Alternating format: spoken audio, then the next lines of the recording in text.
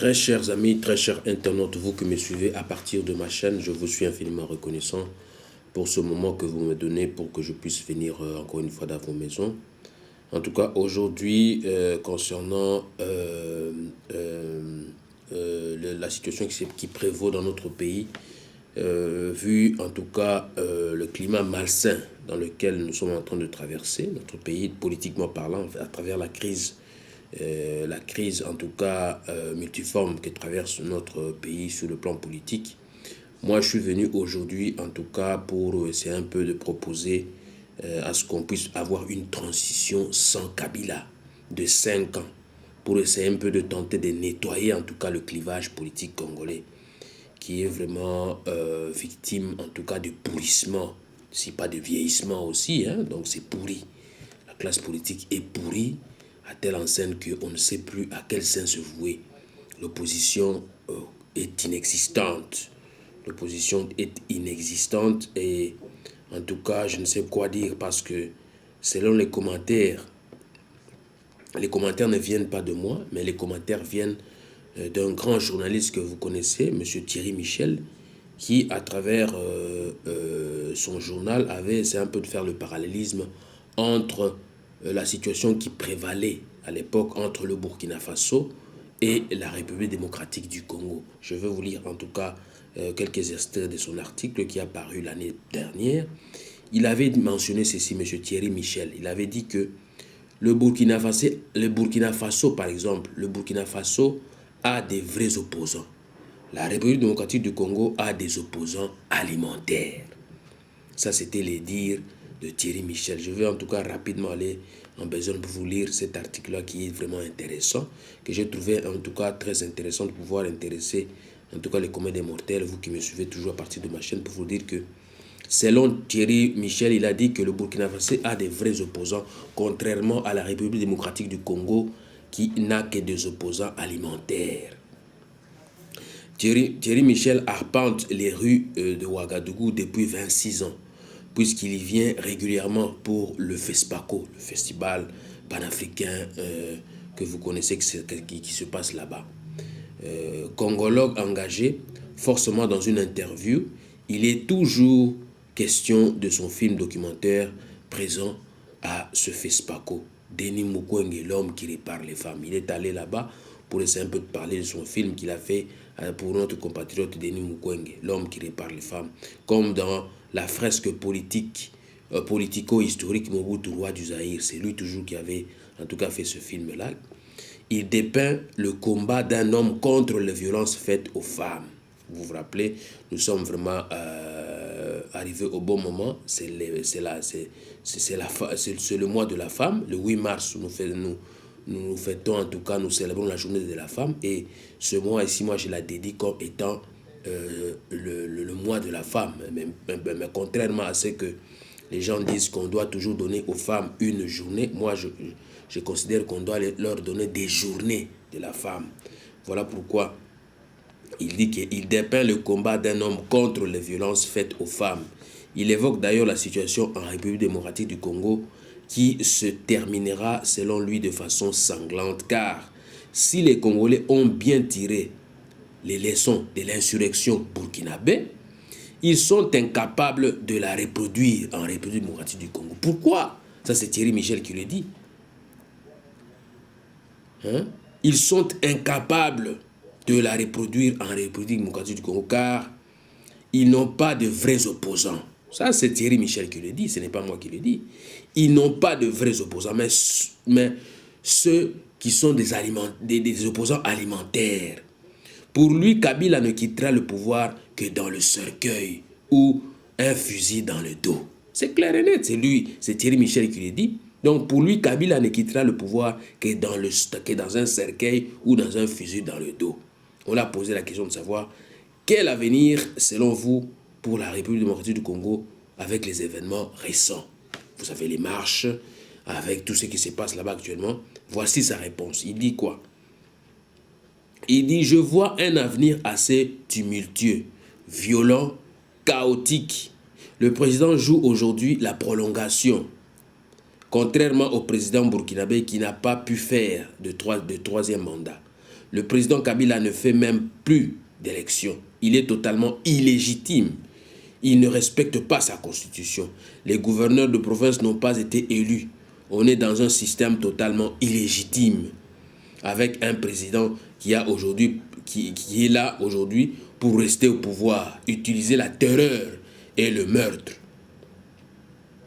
Il y a un accord avec une partie de l'opposition qui semble ne pas tenir la route, parce que cet accord n'a pas été respecté, signé le 31 décembre 2016. Il devait décider d'un premier ministre issu de l'opposition qui n'est pas encore installé. Aujourd'hui, c'est quand même l'exaspération de l'usure du temps et de la politique de la présidence qui est à la fois de commencer à corrompre les opposants. L'argent tourne pour que les opposants rallient la cause du président et d'autres par la terreur dans les régions comme le Kasaï et l'Ituri, où il y a des massacres de tout genre, toutes les semaines. N'est-ce pas la faute de l'opposition? On lui pose la question. Il dit quoi? Il dit il ne faut pas comparer le Burkina Faso et le Congo démocratique. Au Congo démocratique. Je crois qu'ici, il y a une vraie opposition. Il parle du Burkina Faso, contrairement au Congo. Là-bas, des opposants, le jour est conciliant, la nuit. Les jours, ils sont des opposants, la nuit, ce sont des conciliants. Vous voyez? Ce sont des gens qui font une opposition qu'on dit alimentaire. Ils font monter les enchères pour essayer d'avoir le plus de privilèges possible. Et une fois qu'ils seront au pouvoir, ils ne changeront pas les choses. Il n'y a aucun parti de l'opposition qui a un programme de réforme. Personne n'est valable pour défendre plus une sécurité sociale, un système éducatif, une réforme du système de santé au Congo démocratique. Au Congo démocratique, on se bat pour avoir le pouvoir et une fois qu'on a le pouvoir, on se partage des privilèges, des jeeps, des véhicules, des maisons, ainsi de suite. C'est une élite politicienne totalement imbue d'elle-même qui ne voit qu'un seul intérêt, ses privilèges. Je pense que Moïse Katumbi a su aussi profiter de sa position de gouverneur. Là, il parle de Moïse Katumbi. Pour faire proposer ses affaires. Pour faire prospérer ses affaires. Je le dis d'autant plus que je le connais très bien. C'est un ami. Donc, je peux dire que c'est une opposition qui se bat pour récupérer le privilège que le président a actuellement. Moi, je dirais qu'au Congo, la véritable opposition, c'est celle citoyenne. Ça, c'est lui Michel qui le dit, Thierry Michel qui le dit. Il dit, la véritable opposition, c'est celle qui est citoyenne, de conscience et de conviction des gens qui veulent changer le mode de vie du peuple congolais, qui veulent développer le pays pour tout le monde, pas pour eux-mêmes. J'en vois très peu, mais il y en a, comme le docteur Mukwege, et de ceux-là. Il y a aussi ces mouvements de jeunes qui sont la vraie opposition, qui ont déjà payé par de nombreuses arrestations, emprisonnements, et qui se sont d'ailleurs fédérés avec le ballet citoyen et le mouvement Y en a marre, etc., etc. Ce sont eux, la véritable opposition. Je crois beaucoup à la jeunesse comme force de changement, mais je vois aussi qu'il y a au Congo un appareil sécuritaire militaire extrêmement puissant qui peut imposer un régime de terreur. Je crains que le changement dans ce pays ne se paye très cher par le prix du sang de ce peuple. On le pose encore la question de dire, êtes-vous pessimiste pour ce pays-là? Il répond, il dit, Kabila ne partira jamais de lui-même. Il ne partira que dans un cercueil ou dans un fusil dans le dos. Je dirais que présentement, le Kivu et le Kasaï sont déjà en situation de guerre civile. Et même le Katanga est en train de basculer. Le Katanga est en train de basculer. Et bientôt, ça sera le Bandundu avec les vaches.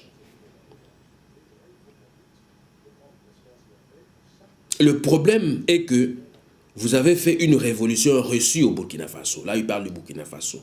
Mais là, les autorités ont compris qu'il fallait ne pas céder, couper l'herbe sous les pieds de toutes les formes d'opposition. Je suis pessimiste, pas dans l'issue, car je pense que les dictateurs finissent par tomber comme des fruits mûrs. Et c'était le cas de Mobutu, qui est resté au pouvoir pendant 32 ans, et comparé qui en a aussi fait 27 ans. Le Burkina Faso a eu son insurrection, sa transition. Vous voyez, le Burkina Faso a eu son insurrection, sa transition.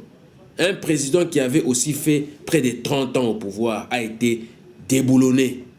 Le cas du Burkina Faso ne vous inspire-t-il pas un documentaire? Là, on lui pose la question. Il dit quoi? Il dit, je trouve qu'il y a des pays qu'on peut prendre en exemple. Il y a des pays qu'on peut prendre en exemple.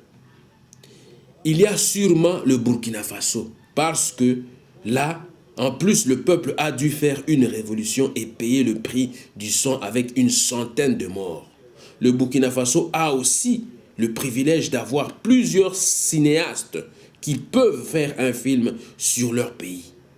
J'ai fait des films sur le Congo. Je me suis substitué en cinéaste. À l'issue de ce film, j'ai été arrêté, expulsé aujourd'hui.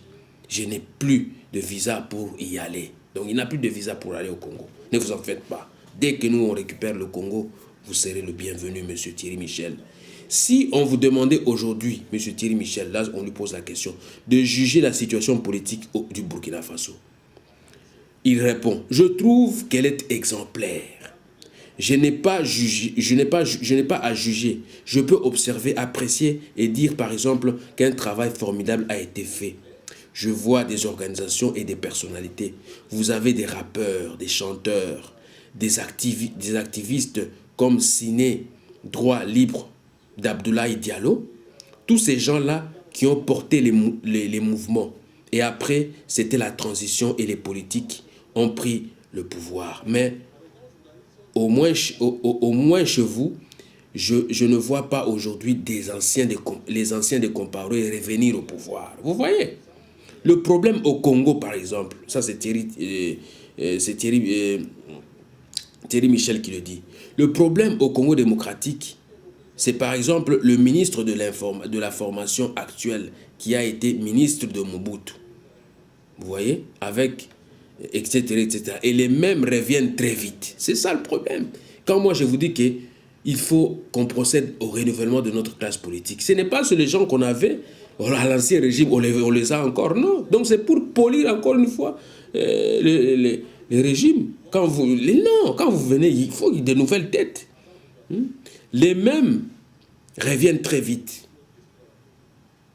Quand on voit aujourd'hui que le même général qui a fait des massacres à l'époque de Mobutu fait encore des massacres sous Kabila, cela pose problème. Ce sont des mercenaires. Vous comprenez? Ce sont des mercenaires. Ce ne sont pas des hommes qui ont des convictions. Peut-on dire aujourd'hui que le temps des dictateurs timoniers et autres hommes forts est révolu? Thierry Michel répond, malheureusement pas du tout. En Afrique centrale, c'est le contraire. Vous avez vu que le président du Congo-Brazzaville a décidé de rester au-delà de ces deux mandats. Dans un pays comme le Congo ou le Burundi, ils font du chaos, ils font une stratégie du chaos.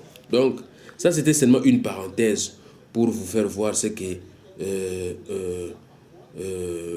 notre confrère Thierry Michel avait dit concernant donc le problème qu'on a au Congo. Mais nous, en fait, moi j'allais dire quoi? Moi j'allais dire que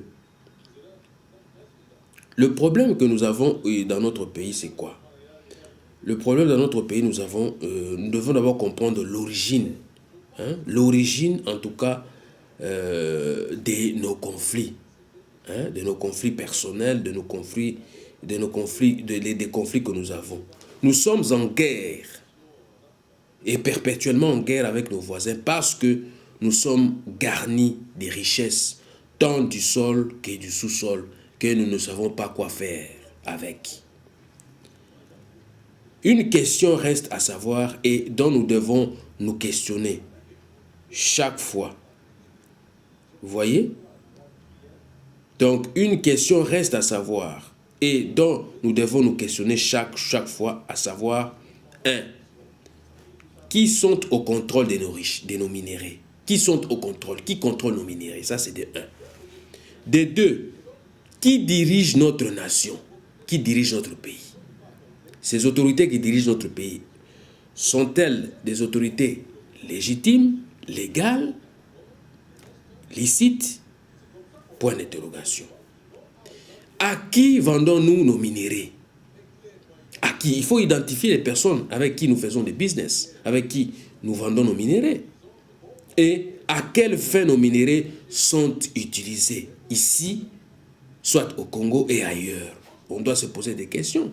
C'est aux personnes, hein, c'est aux réponses à toutes ces questions que nous pouvons arriver à déterminer l'origine de ceux qui font, hein, de ceux qui nous font la guerre ici et ailleurs. En effet, c'est la traite et l'extraction des minéraux comme la cassitérite, l'or, le coltan, le cobalt, l'uranium, le diamant, etc., dans notre pays, qui non seulement demeure la réserve mondiale de tous les minéraux importants à la fabrication d'armes nucléaires, chimiques, etc., tant technologiques, ainsi que les guerres à répétition, ainsi que les conflits de tout genre qui entraînent le déplacement, le dépeuplement de nos populations en diminuant leur densité par kilomètre carré. Donc, sans ressources naturelles, très chers amis, sans ressources naturelles et sans matière première digne de ce nom, la vie et l'espérance disparaissent à jamais. La vie et l'espérance disparaissent à jamais.